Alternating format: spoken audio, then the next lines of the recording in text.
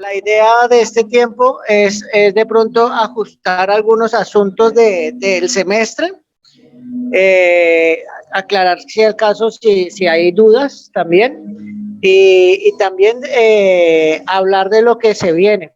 Estamos en la semana 5, entonces vamos a iniciar como en el orden, ¿bien? Entonces, esta semana que está cursando es la semana 5. Ustedes deben estar estudiando en la tercera etapa o el tercer postulado de las cartas del apóstol Pablo, ¿sí? Que son lo que conocemos tradicionalmente como las cartas pastorales, ¿bien? Entonces, en ese orden de ideas, tienden allí las lecturas, se les habilitará el examen o la prueba corta este jueves, como es de costumbre el jueves, pero se les cerrará no el domingo, como siempre, sino se les va a cerrar el día lunes. El día lunes a medianoche se cerraría ese examen, esa prueba corta, ¿listo? Para que ustedes puedan tener de pronto el festivo, el tiempo con sus familias y no tengan de pronto la presión de ese examen. Ya habiendo hablado de la semana 5, paso ahora a hablar de la semana 6. ¿Cómo vamos a trabajar la semana 6? Resulta que la semana que viene es la semana de Año Nuevo. Mucha gente está con mucha presión en el trabajo, que están cerrando año y toda esa situación. Entonces, ¿cuál es la idea? Yo voy a dejar habilitado en la plataforma las lecturas de la semana 6, ¿bien? Pero el examen no lo vamos a presentar en esa semana. El examen lo vamos a presentar en enero.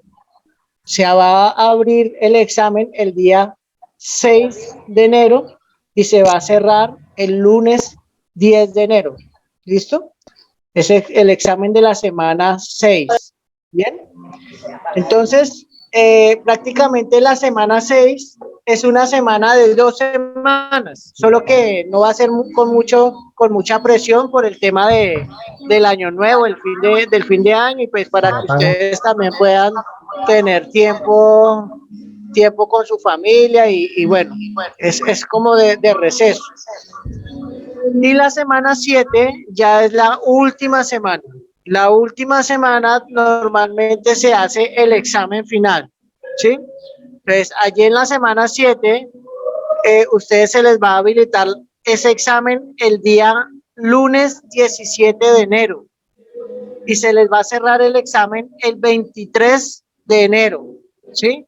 Allí ustedes contestan, si mal no estoy, unas 50 o 60 preguntas, que son preguntas que ya ustedes han contestado durante el semestre. En esa semana 7, los hermanos y las hermanas que de pronto, por ejemplo, no pudieron contestar la prueba 1, por ejemplo, o la prueba 2, yo voy a habilitar nuevamente esas pruebas para que puedan contestar los hermanos y hermanas que de pronto quedaron atrasados y así poder pasar la materia. Recuerden que los que contestan esa prueba la semana 7, la nota no va a ser sobre 5, sino sobre 4 o 5. ¿Bien? Y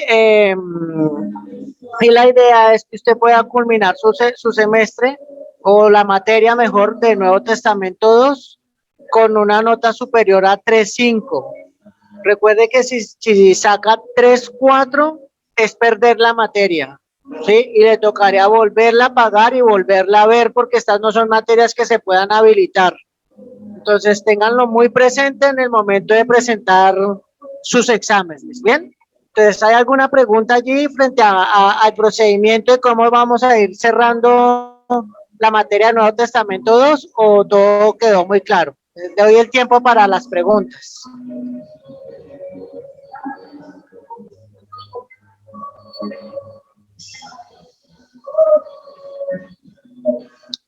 ¿Todo está bien? Parece que todo está bien, ¿no? O el profe explica muy bien o los dejó muy confundidos. ¿Cómo fue ahí?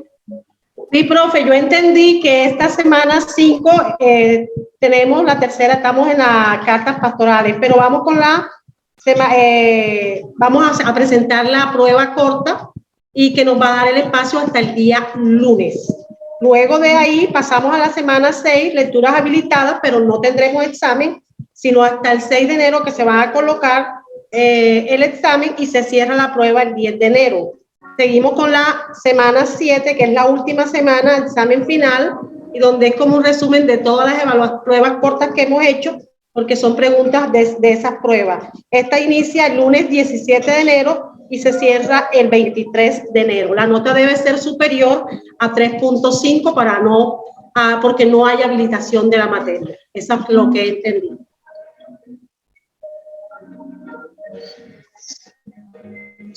Sí,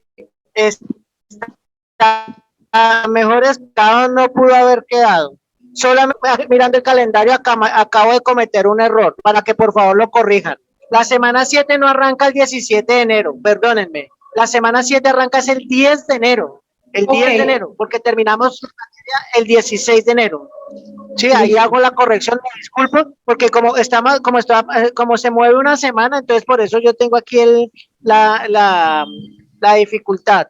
Pero sí, la idea es que del 10 al 16 vamos a hacer la semana 7, que es para terminar ya el semestre, porque se necesita terminar el semestre, o sea que ustedes estarían iniciando semestre casi que la primera semana de febrero. Todo depende de lo que diga el pastor Arnulfo. Entonces ya allí pero la idea es que ya concluyamos ya el semestre como tal, el 16 de enero, ya teniendo todo entregado, notas, evaluaciones, todo entregado allí. Bien. Listo, profe, corregido. Bien, regáleme un momento, que es que me está golpeando aquí, ya estoy con ustedes, un momento.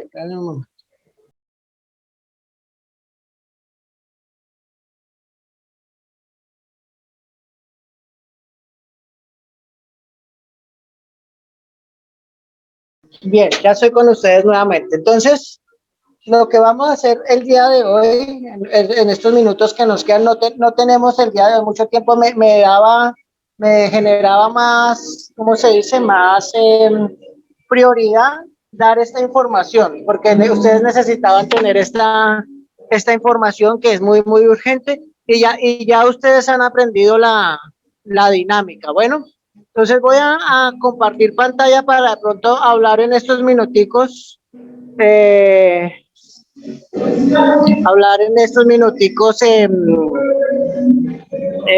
un último aspecto acerca de la teología del apóstol Pablo.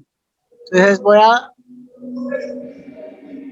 a compartir pantalla, discúlpenme en un momento. Es que hoy con el ensayo tengo el ruido aquí encima y me ha sido difícil, pero vamos a intentarlo por acá, por este lado. Bien. Entonces vamos a concluir hablando del apóstol Pablo, de la teología paulina. Un último aspecto que no podemos dejar pasar por alto en cuanto a su teología, y es el hecho de hablar de lo escatológico, lo que pensaba Pablo acerca de la escatología, pero también es necesario que hablemos sobre el asunto del pensamiento en cuanto a sus 5 grandes temas, llamémoslo así. Nosotros hoy en día lo conocemos como doctrinas, ¿sí? Recordando una vez más que la intención de Pablo no era establecer doctrinas, sino dar una enseñanza. Y sus 5 grandes tratados, llamémoslo así, o sus 5 grandes temas, son estas que aparecen allí en la pantalla de ustedes, que es la gracia, la justificación, la reconciliación, la redención y la santificación. Esos fueron los 5 grandes puntos que ustedes pueden evidenciar en las cartas del apóstol Pablo. Ahora, hay un tema de esos 5 que es el más complejo de todos, y es el tema de la gracia. La gracia es un asunto doctrinal que es muy difícil de explicar, ¿sí? Porque se trata de ese amor incondicional, ese amor ágape de parte de Dios para con los seres humanos, donde el ser humano no tiene que hacer absolutamente nada, sino pues, entre comillas digo nada, en el sentido de que es el reconocimiento de los pecados, el arrepentimiento de los pecados, y simplemente con ese acto, eh, basado en la fe en Jesucristo, se recibe esa gracia de parte de Dios, ¿sí? Eso algo que es ese algo que nosotros como seres humanos no merecemos, pero que Dios lo quiere dar, ¿sí? Entonces, en ese sentido, es que es complejo y hay muchas interpretaciones acerca de la gracia, ¿bien? De la justificación que se tendría que decir o que habla Pablo. Pablo usa la carta a los romanos para decir que el ser humano es justificado única y exclusivamente a través del resucitado. O sea, para nuestro caso, a través del Señor Jesucristo, ¿sí? Y que esa justificación nos trae o nos da como consecuencia o como resultado mejor lo que conocemos como la reconciliación. Una reconciliación entre el ser humano, entre el hombre o la mujer, para con Dios. Y eso surge dentro del ser humano, dentro del individuo, perdón, hace que haya algo que se conoce como la paz interior, lo que nosotros teológicamente lo vamos a llamar como la shalom de Dios, shalom, la paz de parte de Dios para con el ser humano, ¿sí? Entonces, por eso es tan importante aquí cómo Pablo lo expresa en Romanos y el capítulo 5 del texto de Romanos dice, porque siendo nosotros enemigos de Dios, fuimos reconciliados y seremos salvos por su vida, ¿sí? Entonces, gracia, un regalo, un don que Dios quiere darle al ser humano, que no lo merecemos, pero que Dios lo quiere dar, que es parecido a la dádiva, ¿cierto? Esa gracia nos justifica y la justificación nos reconcilia con el Padre, ¿sí? Y va a hablar de la redención. Pablo va a decir que en cuanto a la redención, nosotros ya no le pertenecemos a nadie, sino que fuimos comprados a través de la sangre del Señor Jesús. Y la carta a los Corintios, y más puntualmente el capítulo 8, nos va a hablar de ese tema doctrinal que tiene que ver con la redención. Posterior a esto, el apóstol Pablo va a enlazarlo con otro elemento teológico que es la santificación, ¿sí? Entonces, allí en 2 Tesalonicenses, capítulo 2, versículo 13, va a decir, pero nosotros debemos dar siempre gracias a Dios respecto a vosotros, hermanos amados en el Señor, de que Dios os haya escogido desde el principio para la salvación mediante la santificación por el Espíritu y la fe en la verdad. Ese es el propósito central, llamémoslo así, de la salvación. La salvación debe generar en el individuo ese elemento que estamos mencionando ahorita, que viene a ser la santificación. Entonces, estos 5 puntos que les acabo de mencionar, que lo estoy mencionando a modo muy grueso, porque de cada uno podríamos sacar una clase aproximadamente de 2 a 3 horas. Entonces, esto al hablarlo de este modo es muy condensado. Pero lo que yo quiero que ustedes, con lo que quiero que ustedes se queden es que estos 5 puntos hacen parte de la teología o del pensamiento que Pablo tenía frente al tema de la salvación. Bien, entonces, hasta ahí voy a dejar de compartir pantalla para volverles a ver. Permítame un momento. Y hay preguntas hasta allí. ¿Alguien tiene preguntas? Sé que voy un poco rápido, pero como les comento, tengo el tiempo limitado. Tengo el tiempo limitado esta noche porque la grabación en cualquier momento nos puede cortar. ¿Listo? Entonces, tengo ahí a Thatcher, María Thatcher, hermano, le escucho, mi hermano. Bendecido, mi hermano hermano. es Israel. Amén, mi hermano. Mi hermano Israel, Dios le bendiga. Maestro, amén. Maestro, estos puntos que acaba usted de mencionar, ¿es lo que se llama el orden de salvación o hay otros órdenes de salvación que Pablo? Ok, muy buena pregunta, mi hermano. No es que Pablo nos esté brindando un orden específico de la salvación. No funciona de esa forma, no. Simplemente que nosotros al leer las cartas de Pablo, se evidencia estos temas principales dentro del pensamiento de Pablo en la salvación, ¿sí? Ahora bien, si nosotros miramos el pensamiento en la Reforma, Martín Lutero va a hablar de estos asuntos, pero él no le va a dar un orden, simplemente él va a hablar de este asunto, de estos 5 asuntos, de un modo que estos 5 puntos son esencia importante dentro de la salvación, ¿sí? Hagamos de cuenta como si fuera un sancocho. El sancocho sin yuca y plátano no es sancocho. Eso es parecido a esto.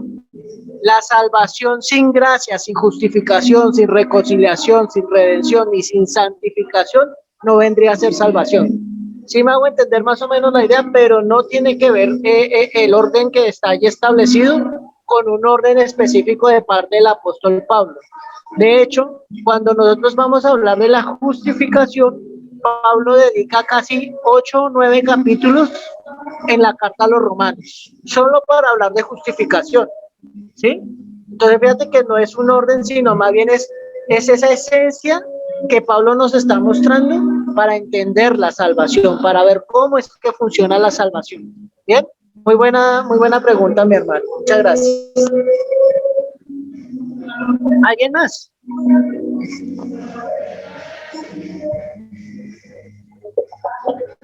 Bien, entonces voy a seguir para seguir hablando del pensamiento del apóstol Pablo cuando leemos sus cartas. Otro asunto que llama mucha la atención es la vida cristiana en la teología paulina, ¿sí? Entonces, para el apóstol Pablo, la vida cristiana está rodeada de acción, que es que todo cristiano, o mejor dicho, es toda acción a la cual todo cristiano debería comprometerse, ¿sí? Pero para comprometerse a esa acción es necesario primero entender lo que se va a hacer. Por eso Pablo, especialmente en las cartas pastorales, él da muchas instrucciones de cómo hacer las cosas, Y entonces él usa muchas figuras para hacer referencia a cómo llevar una vida cristiana en ese modelo a lo que él llama nueva criatura o nueva creación, ¿sí? Entonces él va a usar allí precisamente esas imágenes como nueva creación, como nueva criatura, como la regeneración, incluso la misma palabra resurrección la va a usar para indicar el deseo que él tiene para que nosotros comprendamos lo que significa ser un verdadero cristiano, ¿sí? Entonces, eso está dentro de la teología del apóstol Pablo, así como la nueva vida está identificada como una nueva creación que solo Dios puede hacer en nosotros. Entonces, Pablo va a decir, por ejemplo, allá en la carta a los Corintios, que de modo que si alguno está en Cristo, nueva criatura es. Las cosas viejas pasan o pasaron y mira que ahora todas son hechas nuevas, ¿sí? Entonces allí se muestra cómo Pablo reta al lector de la carta para que si usted verdaderamente es una nueva criatura, o significa eso, que tiene ahora una nueva vida, ¿sí? Que usted está esforzándose por hacer unas obras totalmente diferentes a las que hacía antes de conocer al Señor Jesucristo. La obra hecha por ese individuo es una esencia que Dios pone a través de su Santo Espíritu en ese individuo, ¿sí? Entonces, Perdón. Entonces, fijémonos que esa vida cristiana es extremadamente integral, ¿sí? Y Pablo, para darle mucho más peso al asunto de la vida cristiana, él usa una analogía muy, muy importante allá en Romanos capítulo 6. Y la analogía la hace con referente al bautismo, ¿sí? La analogía del bautismo, Pablo está desafiando al cristiano a que comprenda la dimensión de lo que ha hecho al llegar a confesar a Cristo como su Salvador. O sea, esta es la firma seria del compromiso que debe tener el cristiano frente a esa nueva creación a la cual él se está comprometiendo ser, ¿sí? Entonces el bautismo se convierte básicamente en ese sello en el cual se brinda la evidencia de unas nuevas obras, ¿sí? Por eso nosotros cuando estamos en la escuela dominical nos lo enseñan de la siguiente manera y esa es la forma como se interpreta. El bautismo va a simbolizar una muerte, una sepultura y una resurrección, ¿sí? Y esto al mismo tiempo es un símbolo de la pasión que debe encarnar el cristiano para comprender que ha pasado de muerte a vida y esto es única y exclusivamente a través de el Señor Jesucristo, ¿sí? Entonces fíjate que todo ese rito, toda esa liturgia que está alrededor de lo que conocemos como el bautismo, Pablo da, llamémoslo así, da su aval, obviamente vuelvo y repito, influenciado a través del Santo Espíritu, y Pablo lo explica muy bien a través de la carta a los romanos, a través de la carta a los corintios y en la carta de los gálatas. También habla muy, muy bien sobre ese asunto de la vida cristiana. De hecho, las cartas del apóstol Pablo son llamémoslo así, una apología muy, muy, muy severa en cuanto a que trae tratados doctrinales, pero también trae tratados prácticos, o sea, para que el cristiano practique o aplique. Bien, mis hermanos, hasta ahí.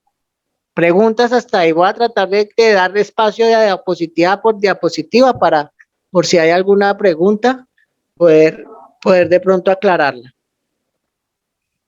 Recordemos una cosa, perdón, me interrumpo allí. Recordemos que lo que estamos viendo acá, no estamos viendo una carta en específico, no, estamos viendo qué era lo que el apóstol Pablo pensaba acerca de algunos asuntos cuando escribió las cartas. Recuerden que cuando Pablo escribe, él hace su escritura sin saber que 4 siglos después esas cartas iban a pertenecer a la Biblia, ¿no? Él no sabía eso. Entonces, fíjate que aquí lo que estamos es navegando sobre el pensamiento del apóstol Pablo. Bien. Voy a seguir entonces. Voy a seguir porque esto es como el tiempo en televisión. No voy a tratar de sacarle el jugo lo más que se pueda. Ahora vamos a mirar lo que Pablo pensaba acerca de la iglesia, de la eclesía, ¿sí? Recuerden, mis hermanos, mis hermanas, que hay 2 formas de ver la iglesia. La primera forma es la palabra iglesia con I mayúscula, que tiene que ver con la iglesia universal, la iglesia del Señor Jesucristo. Pero también existe la iglesia con I minúscula, que tiene que ver con las iglesias locales, ¿sí? Las iglesias que nosotros conocemos aquí aquí en la tierra. Bien, entonces, la iglesia para Pablo es como un cuerpo vivo que tiene funciones para desarrollar actividades en bien de la comunidad que le rodea. Entonces, aquí en esta afirmación ya sabemos de qué iglesia Pablo está hablando. Está hablando de la iglesia como cuerpo de Cristo, pero también está hablando de la iglesia local, ¿sí? ¿Cómo es que la iglesia debería funcionar? O sea, Pablo en sus cartas intenta no separar las iglesias locales de la iglesia universal, porque lo que Pablo le interesa mostrar o enseñar es cómo la iglesia debe comportarse o qué es lo que la iglesia debería hacer. Por eso, para Pablo, la iglesia es un cuerpo como un organismo vivo y este es equiparado con la iglesia como una comunidad viviente cuando expresa lo que está allá en Romanos capítulo 12 y versículo 4 y 5, que dice, de la manera que en un cuerpo tenemos muchos miembros, ¿se fijan? Está hablando de la iglesia universal. Ahora dice, así nosotros, siendo muchos, somos un cuerpo en Cristo y todos miembros los unos de los otros. Ahí está hablando de la iglesia local, ¿se fijan? Entonces, fíjate que Pablo hace una integración, perdón, muy importante entre lo que nosotros conocemos como iglesia local e iglesia universal. De hecho, ese concepto de iglesia local, iglesia universal, Pablo no lo maneja como nosotros hoy en día lo interpretamos, ¿sí? Pablo lo escribe, pero no lo maneja de la misma manera. Creo que alguien va a hacer alguna pregunta. ¿Alguien activó allí el micrófono? Ya, creo que ya. De la misma manera, entonces, el apóstol Pablo habla de la iglesia como una comunidad que debe salir para llamar a la gente al arrepentimiento. Palabras más, palabras menos. Lo que Pablo está diciéndole a la gente es, hay que cumplir lo que Jesús antes de ascender al cielo dijo, vayan y hagan discípulos. ¿Y eso a través de qué? Del arrepentimiento. La iglesia de Cristo es dirigida por Cristo, ¿sí? O sea, perdóneme la redundancia, pero eso debe estar muy claro, ¿sí? La iglesia de Cristo es dirigida por Cristo. Por tal razón, toda aquella dinámica que surge dentro de la iglesia está direccionada por Jesús, o por Cristo, ¿sí?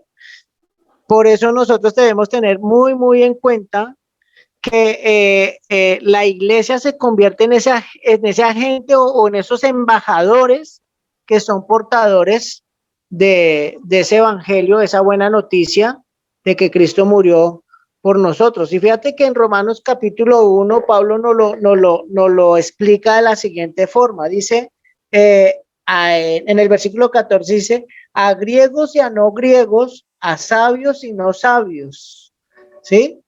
O sea que lo que Pablo está allí escribiendo es que ese evangelio no solamente es para el pueblo judío o para el pueblo de Israel, sino que también es para los gentiles, ¿sí? Y que ese mismo mensaje es el que él predica y el que está llamado la iglesia también a predicar, ¿sí? Ahora, la diversidad de términos para hablarnos de la iglesia en Pablo son muchas. Hay mucha diversidad en términos. Por ejemplo, Pablo usa metáforas como edificio, usa la metáfora como el cuerpo de Cristo, como el matrimonio, ¿sí? Y esto nos lleva a pensar a un Cristo que se corporiza en la iglesia, o sea, quien le da vida a la iglesia es Cristo, ¿sí? O sea, nos lleva a pensar eso, ¿sí? Mientras que a través de los dones y de los talentos, el propósito de Jesús se desarrolla y crece a través de la iglesia. Y Romanos, la segunda carta de Pablo a los Corintios e incluso Efesios da evidencia de que esa es la intención del apóstol Pablo cuando nos escribe acerca de esos términos variados y que hacen referencia a la palabra iglesia. ¿Bien? Listo, hasta ahí. ¿Preguntas, dudas, aclaraciones frente a lo que Pablo pensaba acerca de la iglesia? ¿O vamos bien?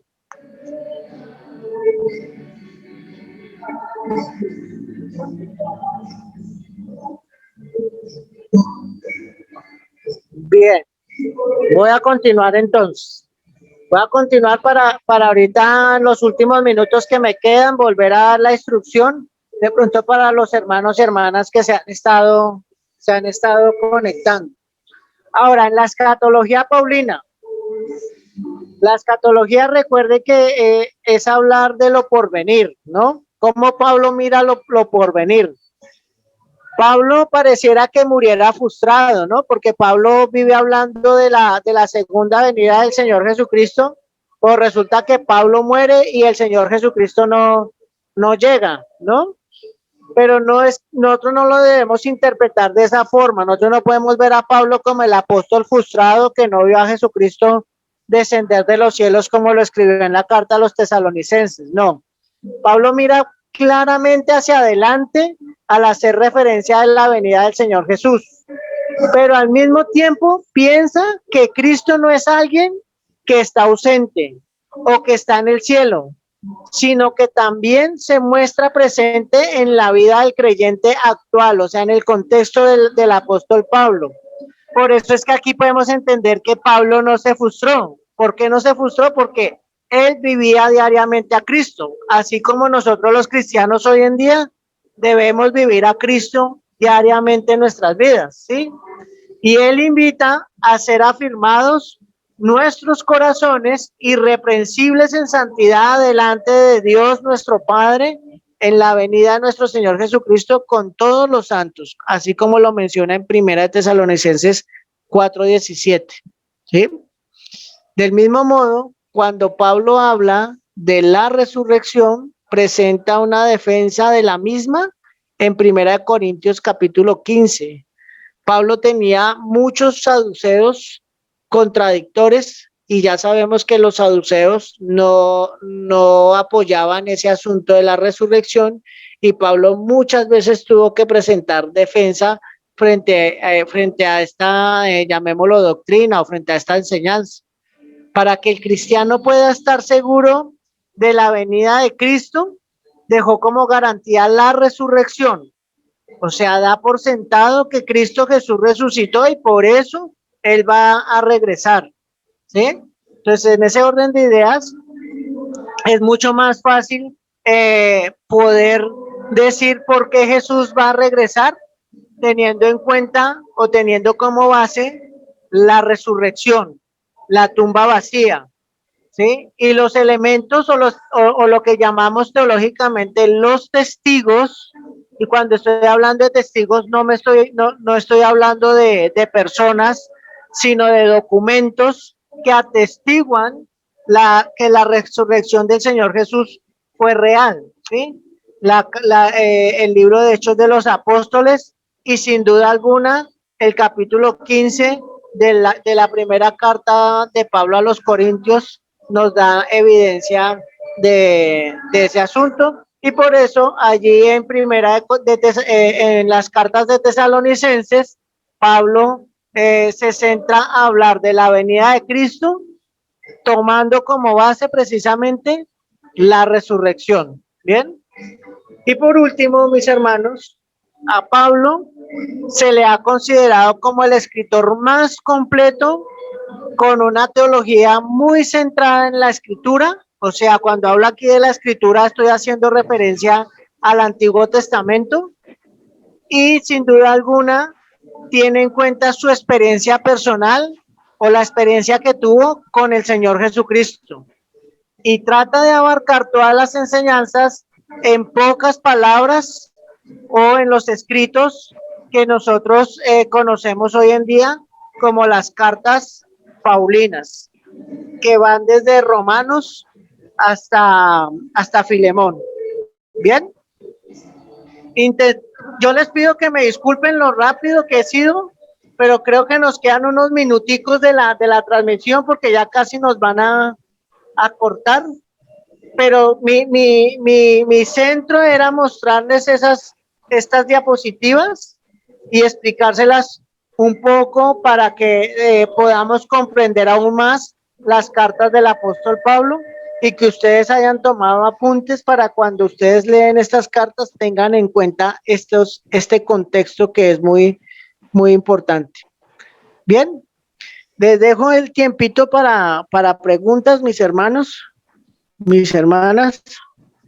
Vea, aquí ya se va a cortar la transmisión. Pastor Arnulfo, no sé si está ahí, ya me llegó aquí un aviso de que se va a cortar la transmisión.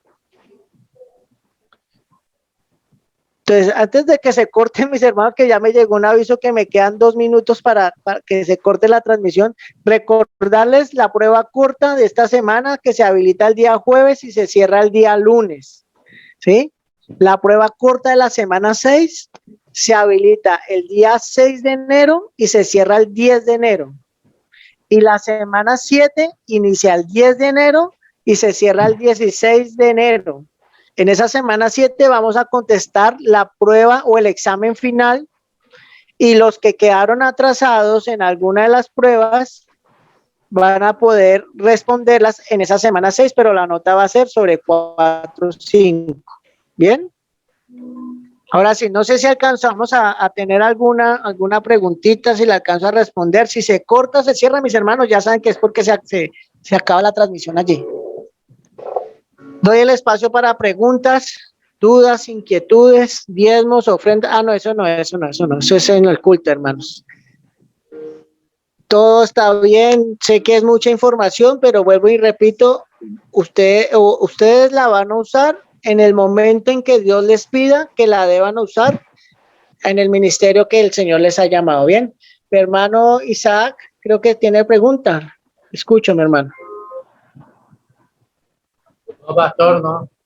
Ah, ok, se le activó el micrófono. Tranquilo, mi hermano, no se preocupe.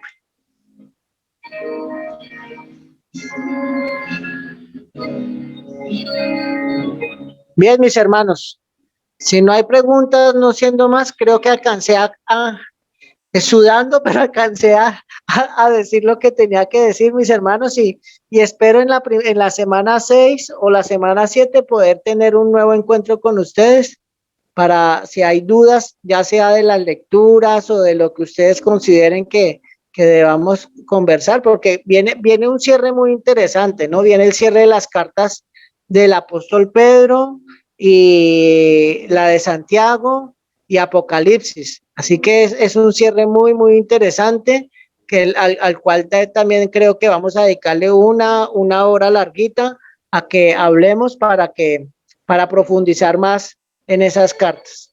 De todos modos, mis hermanos, la motivación también es para que ustedes sigan estudiando, sigan profundizando y dentro de sus posibilidades puedan estar en la Universidad Bautista profesionalizándose en esta área de la teología que es tan fascinante. Pero el IVIVA como primer insumo para preparación, para hacer obra, para hacer ministerio, es una muy buena herramienta, como ustedes se han podido dar cuenta con el pastor Arnulfo, con el pastor Leonel Rubiano, con el profesor Diego Laya también, que les ha estado enseñando o que les va a enseñar muy seguramente. Entonces creo que ha sido un tiempo muy, muy bendecido. Y si me permiten cerrar en oración, les agradezco. ¿Puedo cerrar en oración, mis hermanos? Ok, mis hermanos, inclinemos nuestro rostro y oremos entonces.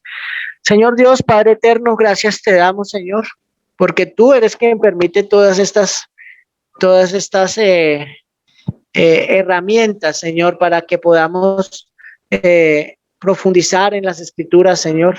Y queremos pedir, Señor, de la iluminación de tu Santo Espíritu cada vez que abramos tu bendita palabra, Señor.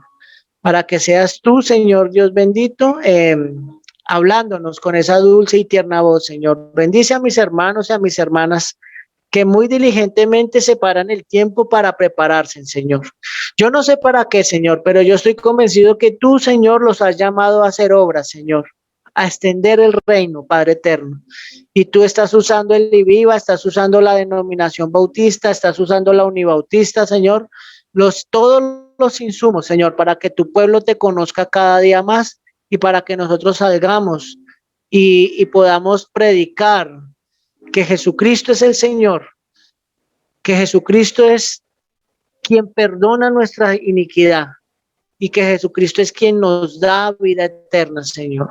Gracias, Señor. Ilumina y bendice a mis hermanos y mis hermanas y dales un fin de año bendecido, Señor, con buena salud y que todos y todas estén junto a sus seres queridos, Señor, alabando y exaltando tu nombre por lo que tú eres, Señor, no por lo que nos das, sino porque eres el Dios de nuestras vidas, Señor. En Cristo Jesús oramos. Amén. Dios les bendiga, mis hermanos, mis hermanas.